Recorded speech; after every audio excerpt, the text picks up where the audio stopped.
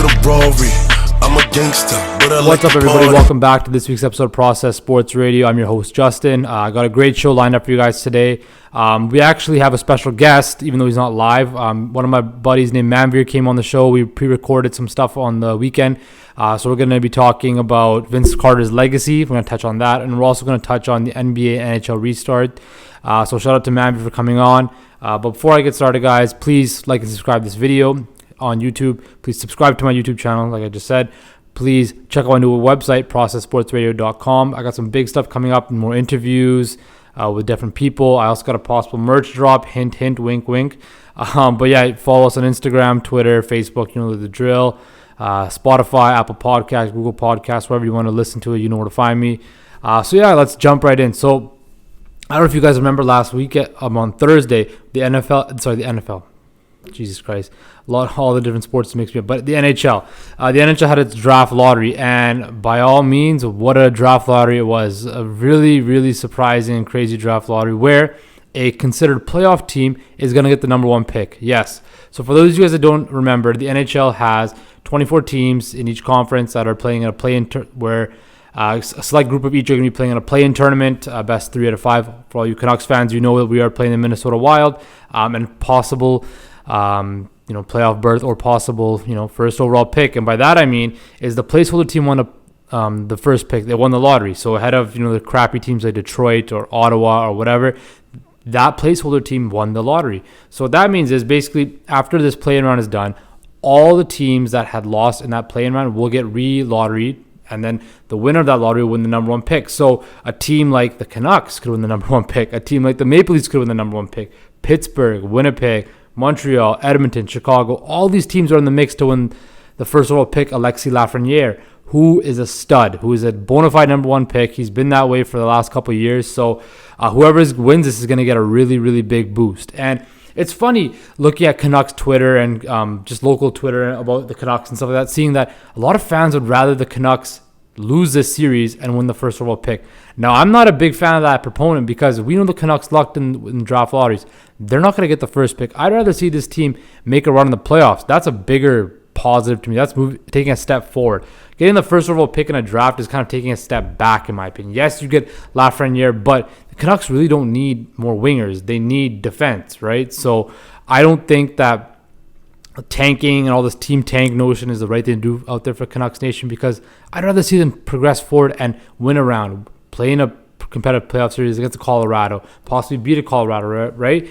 So definitely I think that, no, we don't want to tank as Canucks fans, right? So I don't want to see that. But I like what the NHL did. It was a smart move by Gary Bettman, keeping all these teams interested, because if you lose, you still have that draft lottery that'll keep your fan base motivated and wanting to pay attention. So good on Gary Bettman, who I think had a little bit of, I'm not saying frozen envelope like the NBA, but I'm saying maybe something went down where Gary Bettman knew he wanted to, steal the show a little bit and make sure that, his league got a little bit more shine for their unique draft lottery system. So definitely I think that it's I feel bad for the fans in Detroit and Ottawa, to be honest with you. Like the fact that, they were like two of the worst teams in the salary cap era, and they couldn't even get a top two pick, right? You look at what Ottawa had 2 picks in the top 5 and couldn't get one of them, right? They're picking, I think, 3rd or 4th, something like that, and LA's got the 2nd pick. So definitely I think Ottawa is the biggest loser of the draft lottery, as well as Detroit, because they missed out on a franchise cornerstone that they need to rebuild their franchise, right? And now a playoff team, like, could you imagine if Edmonton or Pittsburgh get Lafreniere, right? Think about it. McDavid, Lafreniere, or Crosby, Lafreniere. That blows open. Like, think about it like that. You already have McDavid and Draisaitl. You add Lafreniere into that team with Nugent Hopkins, good night. You add Lafreniere to Pittsburgh on a line with Malkin or Crosby, game over, right? Definitely, I think this is something that's really unique, and it's kind of, I'm really interested. I know people are saying, oh, it's not fair. What kind of sport does that? I kind of think it's kind of cool where it kind of keeps everybody in the loop and it rewards teams that, still kind of made the playoffs that didn't tank, right? So it's definitely, I think there's a little bit of funny business going on, but I definitely like it, and I definitely am intrigued by it. But for all you Canucks fans out there, do not cheer for Team Tank. We want to make the playoffs, and we want to win a couple rounds. But yeah, that's my talk on the NHL Draft Lottery. So right now I'm going to cut to our segment with me and Manveer, where we talked about Vince Carter's legacy and his retirement, and we kind of touch on Was he the greatest Raptor of all time, or was Kawhi the greatest Raptor of all time, or who do we think the greatest Raptors of all time is? So we'll cut to that, guys. So Vince Carter retired, all right? And we were talking, what's his legacy, and do you think that he did more for the Raptors, or did Kawhi do more for the Raptors? So let's see what you think about it. His legacy, for sure, definitely. He made Toronto fun to watch. He was the first person who made Toronto a place to that was fun to watch for people. So definitely, I'll definitely say that. But also Steve Nash. Wait, are we talking about Steve Nash yet? No, right? You could talk about Steve Nash right now if you want. That's fine. Okay. Sorry, no, but you said Steve Nash also did a lot for Canadian sports too. He got 2 MVPs, but also sorry, go ahead. Go ahead. No, finish what you gotta say. Finish what you gotta say, man. Yeah, but if it's between Kawhi and Vince Carter, I gotta take Kawhi. I think Kawhi. He won them a championship on his first try to win a championship. You can't say that. You know what I'm saying? Sure, people say he might have got a little bit lucky, like Draymond. Draymond was we didn't have KD. This guy wasn't healthy in the finals. But say what you want, he's still a champion. But the way I see it is this: Vince Carter's legacy in Toronto is, I think, polarizing to say the least. Because if you look at it, right, he was considered one of the best players in the NBA in the early 2000s, right? But you look at guys like Kobe, Allen Iverson, Kevin Garnett, those guys that he was compared to, they had a lot more success in the league than he ever did, right? If you think about that, sure. You think Kobe won his titles, AI won an MVP, Kevin Garnett won a title. I think Vince Carter is one of the biggest what ifs. What happens if the injuries in Toronto never hit him and all that? What would have happened to him? But right? Do you think the Raptors are gonna retire Kawhi's jersey? Retire Kawhi's jersey? I don't think they should retire Kawhi's jersey, but they could definitely honor him with a statue or something like that. Or because really, you don't think they're gonna retire his jersey? I feel like this: Kawhi is not the greatest Raptor of all time. No. Kyle Lowry is the greatest Raptor of all time, in my opinion, because there's what he's done in the longevity of his career. Right? You look at a guy like Vince Carter. Yes, he probably had the biggest impact on Canadian basketball ever, right? Because you look at it, he inspired a whole generation of all those young players in the league, right? He inspired all those guys, right? More so than Steve Nash. Steve Nash is the best Canadian basketball player who ever lived, but Vince Carter had a way bigger impact than him, in my opinion, right? So, no. But the way I see this, Kawhi is probably going to be have the greatest season, the greatest run ever, right? Coming to a new team, winning a new title, and then leaving. Now, we all wish he would have stayed? Yeah, but it was his prerogative. He didn't want to stay. He wanted to be in LA. But I do think, of course, without him, they would have never won a title, right? But without Vince Carter, who knows if the Raptors would still be in Toronto? You know what I mean? So in my top, no, it makes sense. Yeah, if I was to rank my top 3 or 4 Raptors, I'd have Kyle Lowry 1, probably either DeRozan or Kawhi 2 or 3. The only reason I put DeRozan that high is because he could have left multiple times, right? The skepticism on Toronto was nobody wanted to stay, no Max player wanted to stay. DeRozan stayed, Kyle Lowry stayed, right? But definitely Kawhi is either 2 or 3, and then I put Carter at number 4 ahead of Bosch and all those guys. No. That makes sense. So I mean, in that aspect, I think that Vince Carter had such a lasting legacy, but there's a huge what if attached to his career too, because he had so much talent. Man, people compare him to Michael Jordan, right? People were saying he was the next Michael Jordan, right?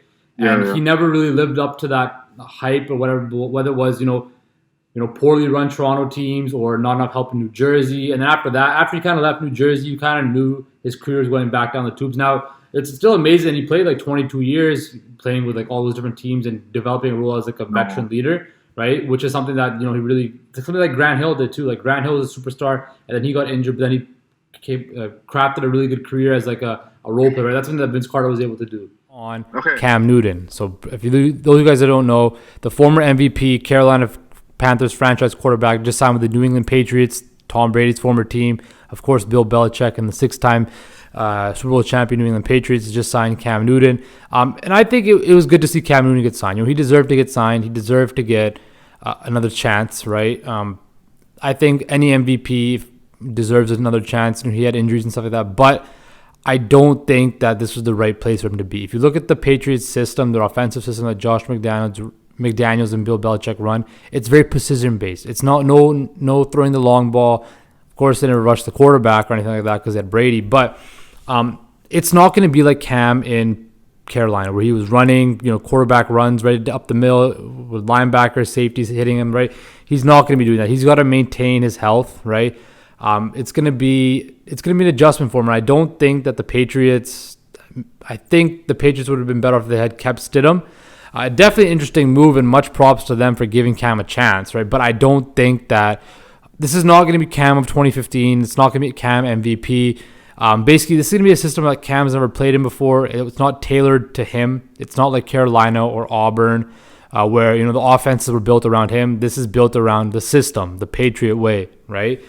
So hopefully, they can figure something out. But I heard a lot of crazy talk out there, like the Patriots dynasty's back. Oh yeah, for all those haters out there saying that we're back. No, you're not. Stop thinking craziness. You're not back. Okay.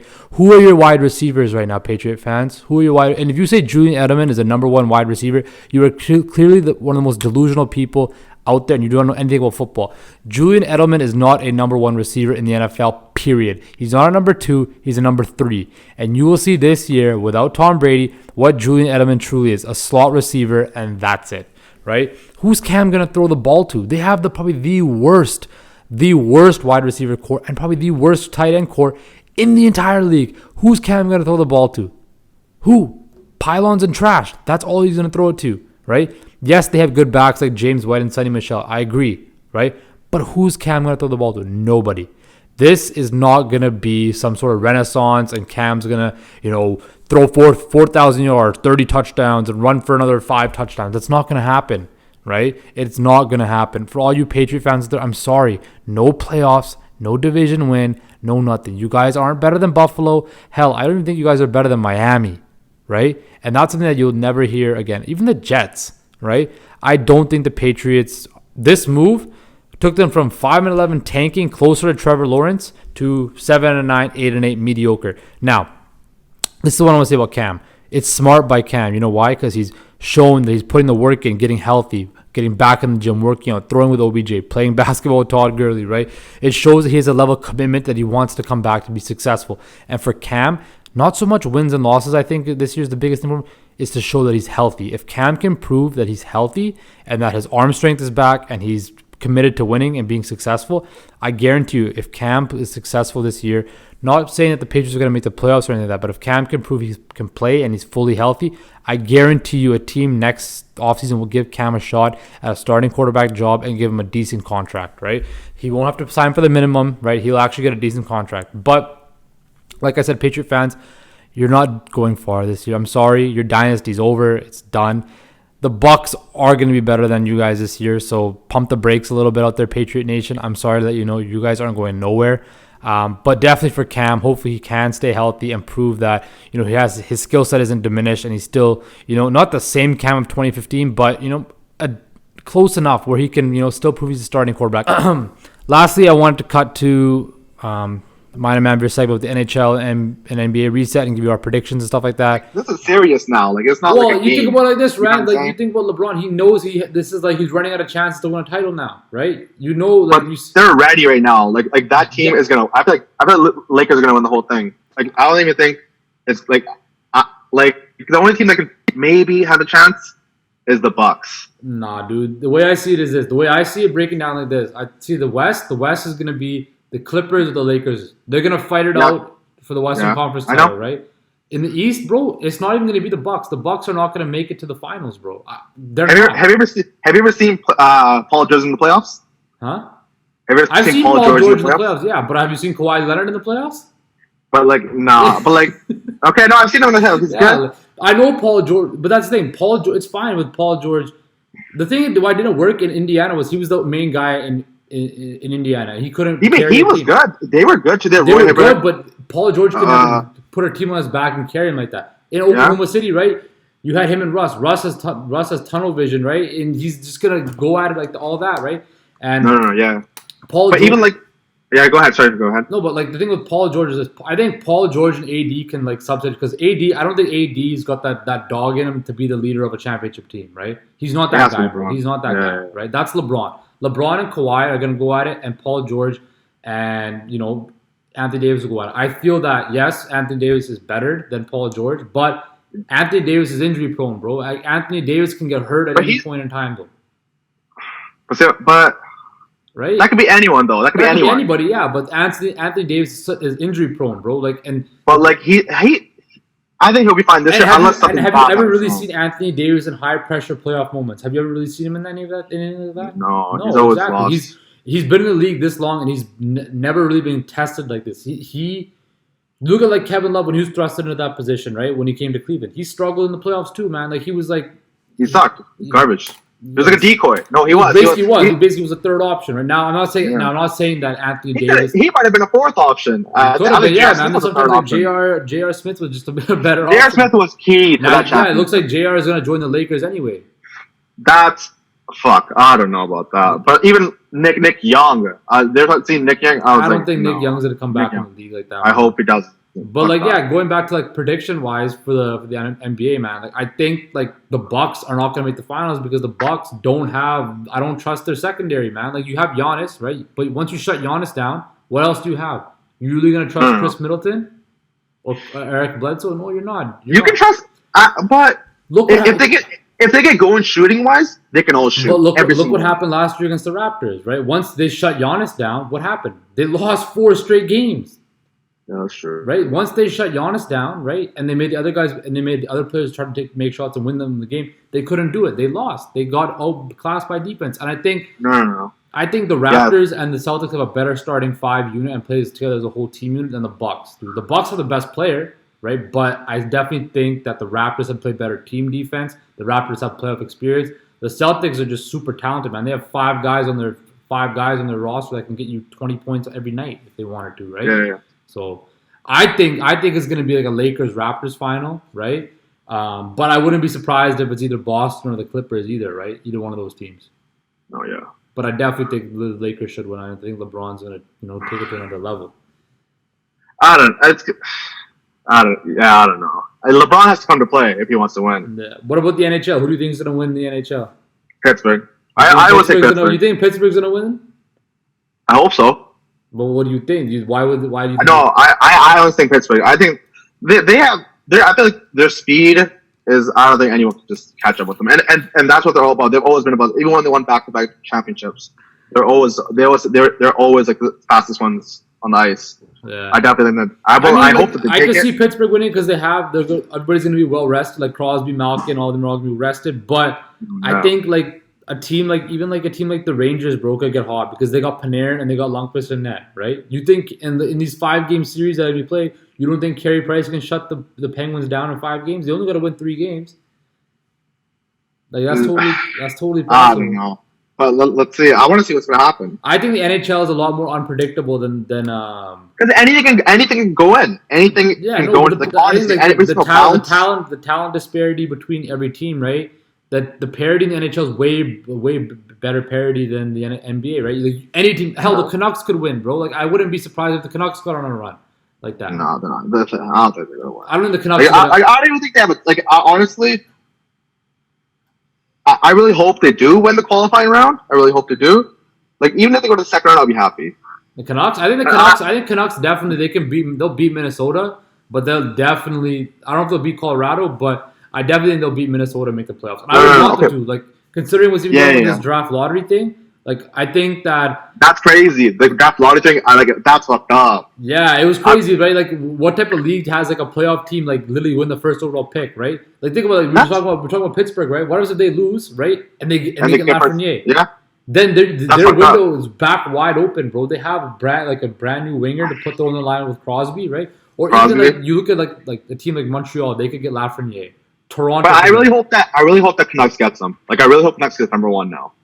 They're not going to get Canucks with the Canucks luck, bro. They're never going to get number 1, man. I know they have bad luck, but I really hope. But if they get a guy like this, that'd be scary. Yeah, I mean, I don't think the Canucks really need offense, so they need more defense. That's the thing with the Canucks. The Canucks defense is suspect. Like they have Hughes, but after that, man, like they really need like another proper shutdown defense. But they paid what's the tall guy's name? Myers. Myers, yeah. They paid him a lot. Yeah, but Tyler Myers isn't a top pairing defenseman. That's the thing. Like the Canucks are so stupid in what they did on the salary cap wise. Their salary cap's fucked up. Like their salary cap is destroyed. Like the way they're gonna lose if they got Toffoli, they're gonna have to resign. They're gonna try to resign Toffoli, right? Yeah. But even with Toffoli, they're gonna put them in salary cap hell because They're going to have to lose Tanev. They might lose Markstrom. And if they lose Markstrom, it's over for them, bro. Because Markstrom's the reason why they're in the playoffs, right? When you look at the Canucks, right, without Markstrom, they wouldn't be a playoff team. Markstrom's won them like 7-8 games single-handedly. And when Markstrom got injured... Yeah, go ahead. Sorry, go ahead. No, but when Markstrom got injured, right, you saw the team just fall apart. The team fell apart. Yeah. No, but also a big help to the Canucks was JT Miller. Yeah, dude, JT Miller. I thought JT Miller was a dumb trade. It was a dumb trade when I first heard it, but now you see what JT Miller was able to fit on that line with Pettersson and Besser. Bro, JT Miller, ultimate guy to have on your team, bro. He's solid. He leads the team in goals, right? You can't ask for anything more than that. No, right? He's definitely worth that first round pick. Now, if they get the first overall pick, then that's even better. But I think they'll beat Minnesota. I think the Canucks are a way better team than Minnesota. I hope so. I really hope that they win. But so I want to see even the Oilers. You got the Oilers in Chicago. The Oilers are playing Chicago. That's going to be interesting to see, like Taves and Kane. Chicago's like, I don't know what's been. Chicago, Edmonton's, man. They got the best two players in the league. Edmonton has the best two players in the league. Oh yeah. Draisaitl and McDavid are the best two players in the league, and nobody on Chicago is going to stop them, bro. Even as good as Kane is, and as I think Taves is overrated, but as good as Kane is, right? I definitely think, bro, like you have the best two players in the league in McDavid and Draisaitl. You have a guy like Nugent Hopkins, right? You have like Yamamoto's playing really well. The only thing is their defense, right? Their defense is kind of suspect, and their goaltending, right? Their goaltending is going to stick up. But I think McDavid and Draisaitl, bro, they can definitely carry the load and ride these guys to like at least second or third. I think Edmonton can go on a run for sure. Yeah. But let's see. I don't know. Yeah, NHL's gonna be interesting for sure. I'm kind of more excited for the NHL. It's simply because I don't know who's gonna win. I don't know any. Because NBA only gets interesting in like the second or third round. The NBA is gonna be interesting regardless, right? But I feel like the excitement for the NHL is a little bit higher because I know that the Lakers or the Clippers are gonna be the last teams in the West. I know the Bucks, the Raptors, or the Celtics are gonna be the last two teams. I know that's gonna happen, right? You have a good. You don't think Boston's even had a chance? The Celtics? I think are you talking the Celtics or the Bruins? Yeah. Celtics. I think the Celtics have a chance of making it to the finals. Yeah, I do. Right, but I know like those five teams are going to be the last out of the last four teams or whatever. That's going to be 5 of those teams are going to be in there, right? But in the NHL, I don't know, bro. You think a team like Winnipeg couldn't get hot, bro? Winnipeg could get hot. Yeah. Any team can happen, right? Plus, you still have like guys like teams like Boston, Washington, Philly, right? You have like Tampa Bay still there, right? They're in those top 4 seeds. You have Vegas, St. Louis, right? You don't know what's gonna happen, right? Even a team like Dallas, bro. Dallas plays such a boring game, but they have like Ben and Sagan, right? You never know what can happen with them. Once again, guys, thanks to Manveer, and that's all we have for this week. Tune in next week for another bunch of surprises that we might have in. Keep it locked on Instagram for all my updates and all of that. Check out my website, and remember to like and subscribe to this video. Take care, guys, and stay safe.